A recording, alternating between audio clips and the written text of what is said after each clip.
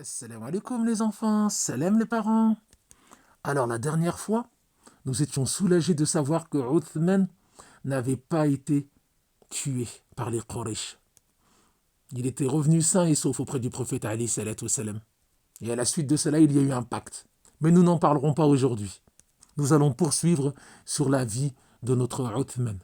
Radiyallahu anhu. Il était connu pour sa pudeur, à tel point que le prophète Ali salatu salam nous informa que même les anges éprouvaient de la pudeur face à lui. Il était également un riche et généreux commerçant. Sa générosité hors du commun marqua les esprits. Abu Huraira dit de lui: Uthman a acheté le paradis à 2 reprises. Lorsqu'il acheta le puits de Rouma pour les musulmans et lorsqu'il équipa l'armée musulmane avant la bataille de Tabouk. Le puits de Rouma fut acheté à un homme juif de Médine afin d'abreuver les pauvres parmi les musulmans qui souffraient de la soif. Et avant la bataille de Tabouk, le prophète, on en avait parlé la dernière fois, avait invité ses compagnons à dépenser dans la voie d'Allah, pour équiper l'armée musulmane, qui manquait de moyens. Uthman fit l'aumône de 900 chameaux et 100 chevaux, auxquels il ajouta 1000 dinars qu'il posa devant le prophète. Le visage du prophète sallallahu alayhi wa sallam s'illumina. Il se mit à les remuer et dit alors: rien de ce qu'il fera ne pourra causer du tort à Uthman à partir d'aujourd'hui. Notre super-héros du jour était également doté d'une foi hors du commun et d'un amour indescriptible pour le Coran.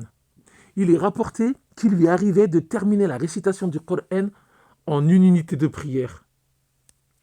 Étonnant, mais n'est-ce pas lui qui a dit: si vos cœurs étaient purs, il ne se rassasierait jamais de la lecture du Coran. Subhanallah. Il a été désigné calife après la mort de Omar ibn al-Khattab. Uthman a occupé cette fonction pendant 12 ans. Au départ, tout se passa pour le mieux. Sous son règne, les conquêtes se sont multipliées et l'empire musulman a continué son expansion. Mais après quelques années, des troubles commencèrent à apparaître. Certains dissidents se mirent à critiquer ouvertement le califat. Des gens mal intentionnés s'étaient fondus dans les rangs des musulmans et complotaient afin de faire chuter Uthman. Ce dernier, de nature douce et conciliante, chercha des solutions pacifiques. En aucun cas, il ne voulait recourir à la force.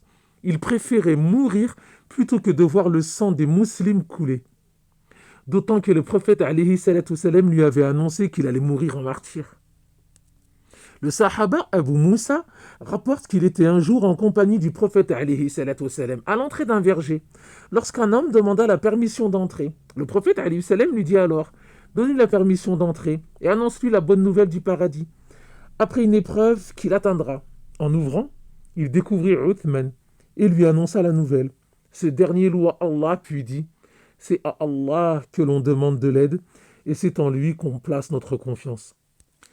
Très vite, malheureusement, la révolte s'est intensifiée jusqu'à ce que les dissidents encerclent la maison de Uthman.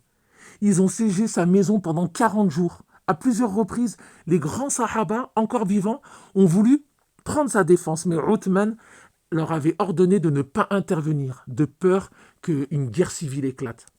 La veille de son assassinat, il vit le prophète alayhi salam en rêve, en compagnie d'Abu Bakr et de Omar, qui lui annonça: demain, tu rompras le jeûne avec nous. En effet, le lendemain, alors qu'il était en état de jeûne, en train de lire le Coran, les dissidents s'introduisirent chez lui et le frappèrent de plusieurs coups d'épée. Son sang coula sur le Coran, sur le verset suivant. Bismillahirrahmanirrahim, Surah 2, verset 137. Alors Allah te suffira contre eux. Il est l'audient, l'omniscient. Uthman, notre super-héros, venait de tomber en martyr en l'an 35 de l'Hégire. Et il a sacrifié sa vie pour préserver l'unité de la communauté musulmane. Il aurait pu se défendre, mais pour pas que la Ummah se divise, il a sacrifié sa vie. Qu'Allah soit satisfait de lui. Je vous laisse vous remémorer tout ce que l'on a dit et vous donne rendez-vous la prochaine fois pour le 4e calife bien guidé. Inch'Allah. Assalamu alaikum wa rahmatullah.